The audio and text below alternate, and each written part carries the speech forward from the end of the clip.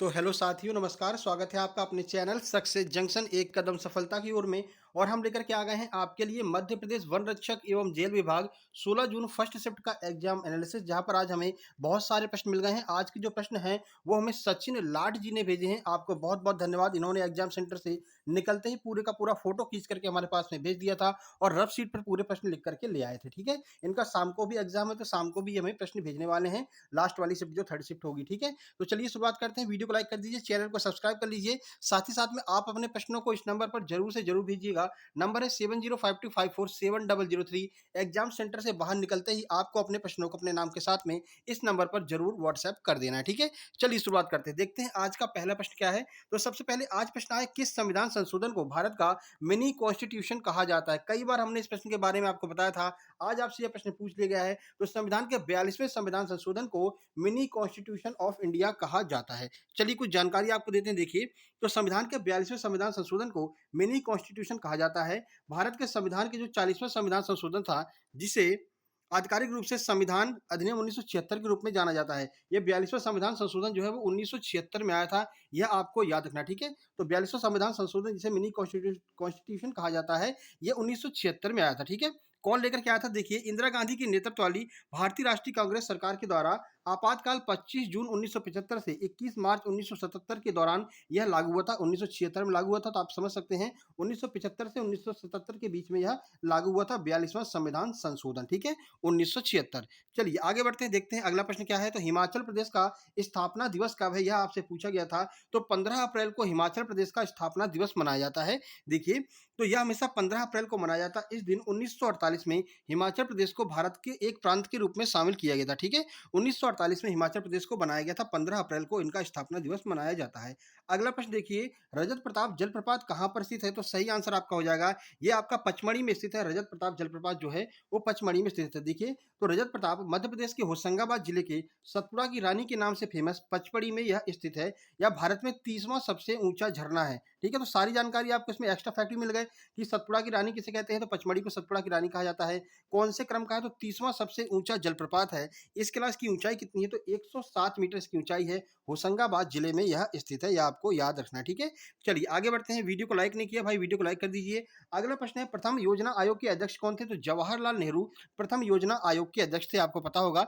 देखिए कुछ जानकारी, तो भारत को स्वतंत्रता मिलने के बाद योजना एक औपचारिक मॉडल अपनाया गया था और तदनुसार भारत के प्रथम प्रधानमंत्री को सीधे रिपोर्ट करने के लिए योजना आयोग की स्थापना की गई थी। ठीक है, कब की गई थी? डेट देख लीजिए, 15 मार्च 1950 को प्रधानमंत्री जवाहरलाल नेहरू ने अध्यक्ष के रूप में इसमें शपथ ली थी। यानी कि 15 मार्च 1950 को योजना आयोग की स्थापना की गई और जवाहरलाल नेहरू इसके प्रथम योजना आयोग के अध्यक्ष बने थे। ठीक है, योजना आयोग भारत सरकार की एक संस्था थी जिसे अन्य कार्यों के साथ साथ भारत की पंचवर्षीय योजना को भी तैयार करने का जिम्मा दिया गया था।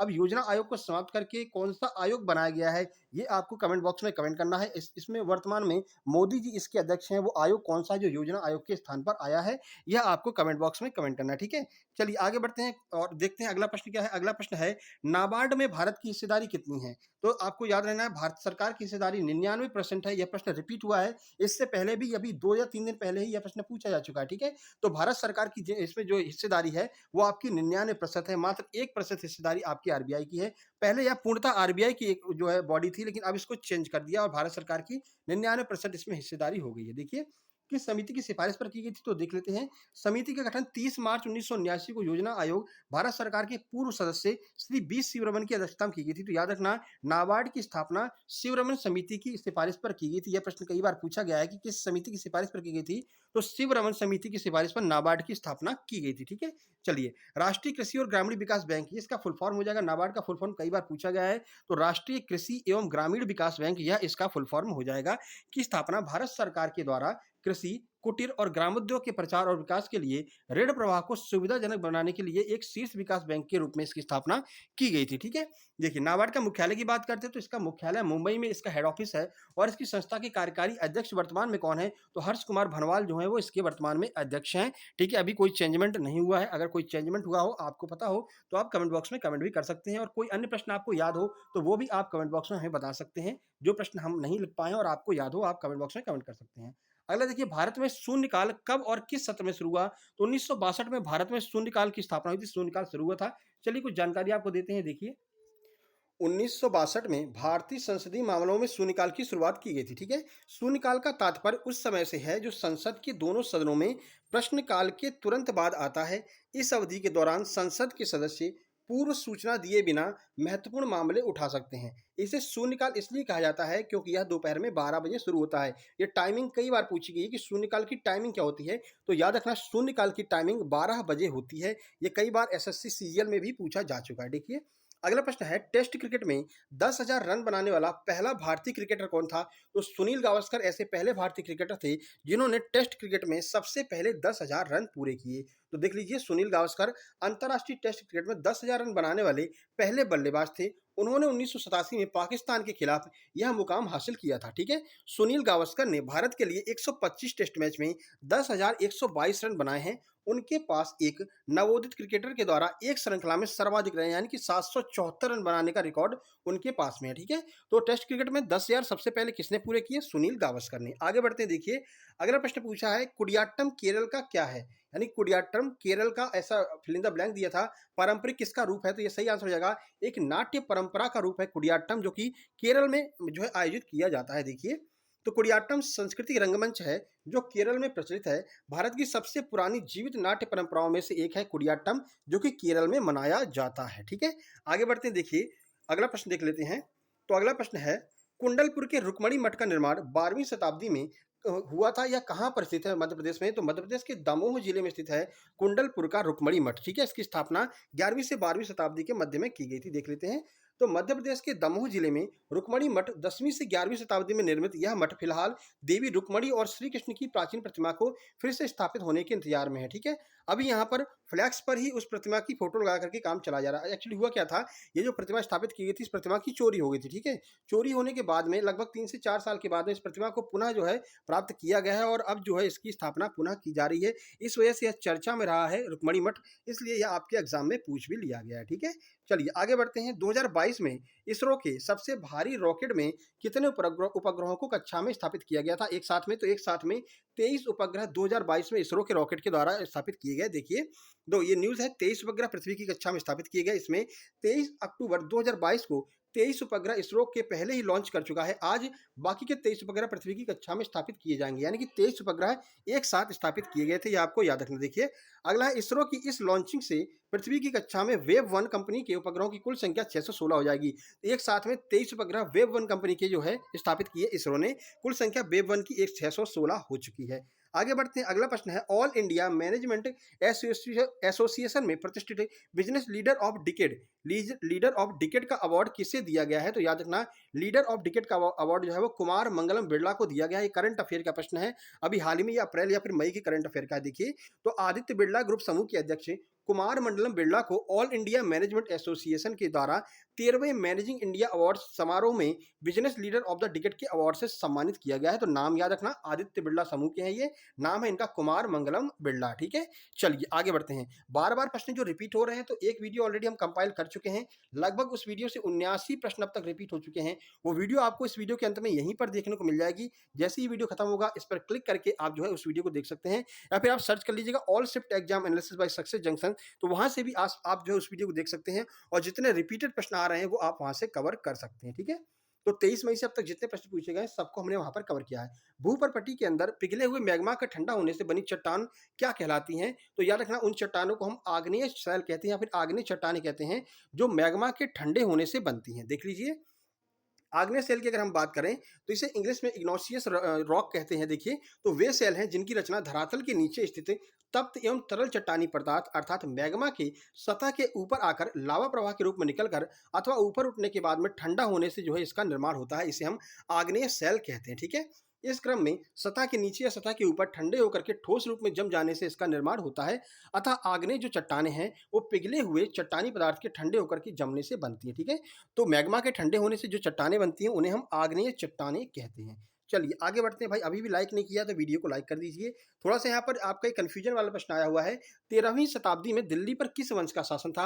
ऑप्शन में अगर आपको गुलाम और खिलजी दो दिए हुए तो ये क्वेश्चन कैंसिल हो जाएगा, क्योंकि देखिए अभी वर्तमान में अगर हम आंसर लगाते हैं तो हम इसको खिलजी वंश कह सकते हैं। लेकिन चलिए 5 जो वंश, जो सुल्तान का वंश थे, जिन्होंने 5 वंशों ने शासन किया था दिल्ली पर, उनके बारे में आपको बता देते हैं कब से कब तक थे। देख लीजिए, ये 5 वंश थे, कौन कौन से? सबसे पहले आपका गुलाम वंश 1206 से 1290, उसके बाद में खिलजी वंश 1290 से 1320, फिर तुगलक वंश 1320 से 1414, फिर सैयद वंश 1414 से 1451, फिर लोधी वंश 1451 से 1526।